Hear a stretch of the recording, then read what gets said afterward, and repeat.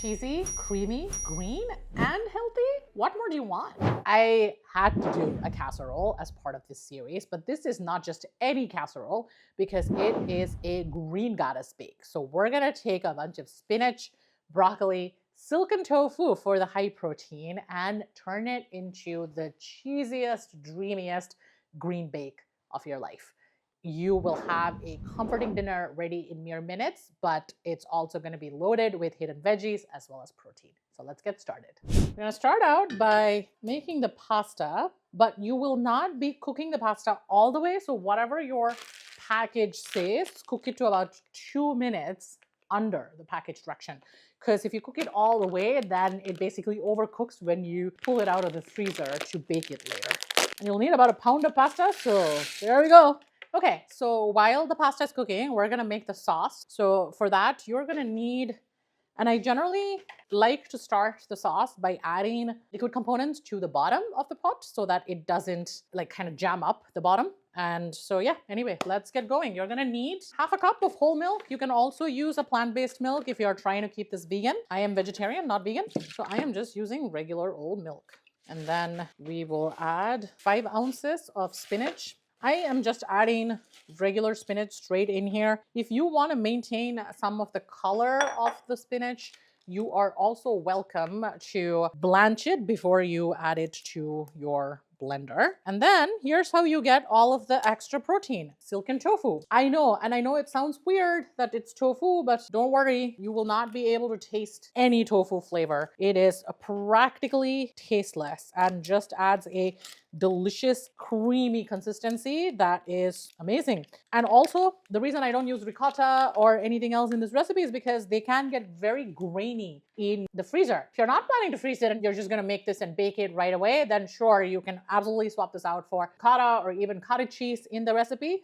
But if you are planning to freeze it, I highly recommend using silken tofu. And you'll see it has almost a custard-like consistency, which is what is going to give us the creaminess of the sauce. And to help it freeze a little bit better, we're also going to add a bit of cream cheese in case, is that enough cream cheese for a household of 2 plus like a third of a baby?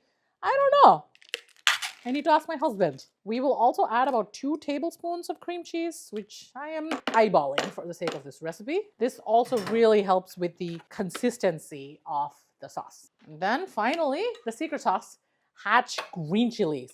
This is totally optional, but I find that adding this gives a subtle heat to the sauce that really makes it kind of unforgettable. I am gonna add a whole can of it because my husband loves this to be a little spicy, but you can add a little bit. You can add red pepper flakes. You can omit altogether if you don't want this to be a spicy sauce. But honestly, don't skip it. I think it's the best part of the recipe. Now, we're just gonna give this all a good blend.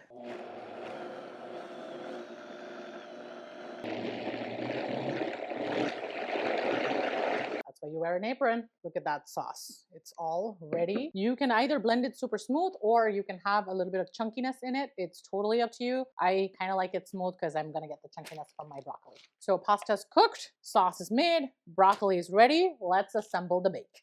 So we're also going to need about 3 cups of chopped broccoli because ideally you want it to be chopped and not just like whole heads of broccoli because otherwise it's just going to be like, it won't cook evenly. You want to try to avoid that as much as possible. I'm just going to give this a quick cut. You can also totally use frozen broccoli in this recipe. You don't need to thaw it. Just if it's already frozen, just add it straight in. I think that is sufficient. Add this here. Okay, broccoli is ready. So let's assemble it now. All right, so we're here and we're going to assemble again. A baking dish is probably perfect for this, a 9x13, so that way you can bake it straight from where it's been frozen. Alternatively, I also have individual sized containers from Super Cubes that I sometimes use when I want to add this in and I don't want it to immediately, when I want to just have like individual portions versus cooking the whole thing. But totally up to you. I am making this for the week, so I think I will probably just keep this in one container. So you add all of your cooked pasta. Again, you want this to be slightly less than the package directions so that it will continue to cook later when you are actually baking it for eating. And then toss the broccoli across, forming a layer. You can also make smaller pieces with the broccoli if some of them are too big. Try to spread them out so that you're getting a little bit of broccoli in every bite. And then sauce on top. Just make sure you're hitting every corner. And it's gonna look like it's a lot of sauce, but trust me, it'll absorb. And when it bakes, it's gonna be so delicious and high protein. And then garlic powder, onion powder. So you just add a little bit of seasoning across. Lots of salt. Some black pepper. And then you'll just want to coat. As I said, I know it looked like a lot of sauce, but look at how much it's already absorbed. You can totally add any other vegetables of your choice in here. Red bell peppers or green bell peppers. You can add edamame for even more protein, peas. Anything that's freezer friendly will work just as well. Okay, and we're done. All right, it is time to bake the frozen broccoli green goddess casserole. So I am gonna top this with some cheese.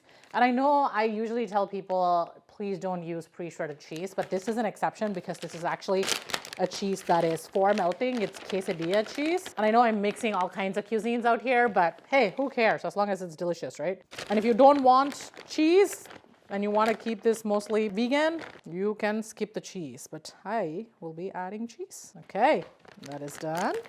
And I'm gonna be popping this in the oven at 400 Fahrenheit. Wow. You look at that.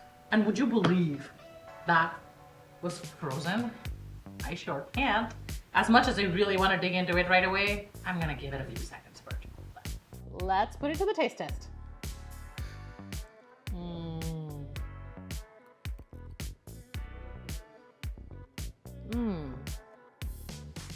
10 on 10.